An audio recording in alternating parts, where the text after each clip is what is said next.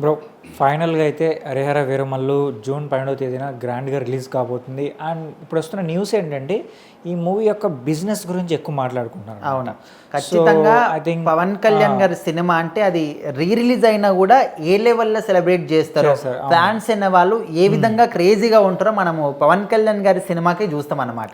అది ఎంత పెద్ద రెబల్ స్టార్ ప్రభాస్ సినిమా వచ్చినప్పటికీ కూడా పవన్ కళ్యాణ్ వచ్చిన సినిమాకు తగ్గట్టుగా సెలబ్రేషన్స్ అనేవి ఉండవు. ఎందుకంటే పవన్ కళ్యాణ్కు ఉండే ఫ్యాన్స్ అనే వాళ్ళు అంత క్రేజీగా ఉంటారు అనమాట. విపరీతమైనటువంటి ఫ్యాన్ బేస్, ఒక సపరేట్గా ఉంటారు ఆయనకు. సో ఇప్పుడు మనము ఈ జూన్ నెల అంతా కూడా పెద్ద సినిమాలు వస్తున్నాయి, అంతా బాగానే ఉంది. అయితే ఇప్పుడు హరిహర వీరమలకు ఉన్నటువంటి సినిమాకు ఉన్నటువంటి క్రేజ్ అనేది ఇంకా ఏ సినిమా కూడా, అంటే ఒకవేళ ఉన్నప్పటికీ కూడా ఈ సినిమా ముందు తగ్గే ఉంటారు అన్నమాట. క్రేజ్ ఎందుకు అంటే చాలా సంవత్సరాల తర్వాత ఆయన పాలిటిక్స్ లోకి వెళ్ళిపోయి ఇప్పుడు మళ్ళీ సినిమాల్లోకి వచ్చిన తర్వాత రిలీజ్ అవుతున్న సినిమా కాబట్టి దట్టు ఈ సినిమా 5 సంవత్సరాల నుంచి వెయిటింగ్ అనమాట. 5 సంవత్సరాల క్రితం స్టార్ట్ చేసిన సినిమా అని ఇన్ని రోజుల పాటు షూటింగ్ అని చెప్పేసి పోస్ట్పోన్లు అని చెప్పేసి దాదాపు ఒక 12-13 సార్లు సినిమాని పోస్ట్పోన్ చేసిన తర్వాత లాస్ట్కి జూన్ 12th వస్తుంది కాబట్టి చాలా విపరీతంగా వెయిట్ చేస్తున్నారు సినిమా కోసం. అయితే ఈ వెయిటింగ్స్ తగ్గట్టుగానే ఇప్పుడు చెప్తున్నటువంటి బిజినెస్ పరంగా చెప్పే రేట్స్ అనేవి చాలా ఒక బయర్లందరూ కూడా భయపడుతున్నారు అన్నమాట. అయితే రత్నం గారు మన నైజాం సైడ్ నుంచి ఈ సినిమాకి రైట్స్ అడిగితే 60 కోట్ల వరకు అయితే చెప్పడం జరిగిందంట. అండ్ దట్టు తూర్పుగోదావరి జిల్లా వాళ్ళు అడిగితే 13 కోట్లు చెప్పడం. సో ఈ విధంగా బయర్స్ అందరూ కూడా భయపడుతున్నారు, ఏందబ్బా ఇంత విపరీతంగా రేట్లు చెప్తున్నారు అని. ఒక విధంగా పవన్ కళ్యాణ్ సినిమాకి ఆ క్రేజ్ ఉంటుంది, ఆ మాత్రం ఉండాలి, ఓకే. బట్ ఇంకొక ఎక్కడో తెలియని డౌట్ కూడా అన్నమాట.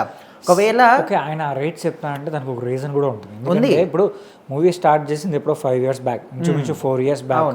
అప్పటి నుంచి ఇప్పటి వరకు ఆయన ఎంత డబ్బు తీసుకోవచ్చు ఉంటాడు, దానికి ఎంత వడ్డీ అన్ని అయింటాయి, అండ్ ఎక్స్ట్రాగా మరి ఎంత ఖర్చు పెట్టుంటారో అనమాట. సో ఆటోమేటిక్గా ఇప్పటి వరకు అనుకున్న బడ్జెట్ కన్నా కూడా డబల్ ఖర్చు అయింది. సో మరి దానికి తోడు ఆయన తెచ్చుకున్నటువంటి వడ్డీలు కావచ్చు, ఇవన్నీ కూడా ఇంకా ఆయన బేర్ చేయాలనుకుంటే ఖచ్చితంగా ఈ విధంగా రేట్లు ఉండాలి, ఓకే. బట్ ఇప్పుడు అందరికీ క్రేజ్ ఉంది, రేట్లు ఓకే పర్ఫెక్ట్. బట్ ఎక్కడో ఒక చోట తెలియని ఒక అనుమానం అన్నమాట.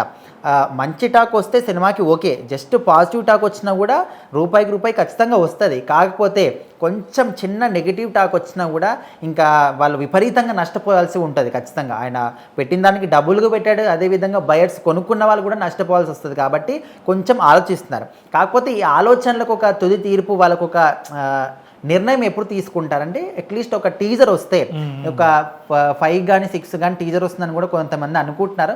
టీజర్ వస్తే మాత్రం ఇంకా డిసైడ్ అయిపోతారు ఏ విధంగా ఉంటుంది, ఓకే ఇది పాజిటివ్ టాక్ వస్తుందా లేదా అని టీజర్ని బట్టి చెప్తారు. కాబట్టి అప్పుడు ఈ డీలింగ్స్ అనేవి కూడా క్లోజ్ అయ్యే అవకాశం అయితే కనిపిస్తుంది. సో మొత్తానికి నైజాం నుంచి 60 కోట్లు కావచ్చు, ఈ విధంగా బిజినెస్ రేట్లు అనేవి ప్రజెంట్ అయితే బయర్లు భయపడుతున్నారు. సో మరి ఇంకా 2-3 రోజులు ఆగితే సినిమా టీజర్ వస్తే అప్పుడు ఒక నిర్ణయం మాత్రం వాళ్ళు తీసుకునే అవకాశం కనిపిస్తుంది. సరే చూద్దాం ఏమవుతుంది.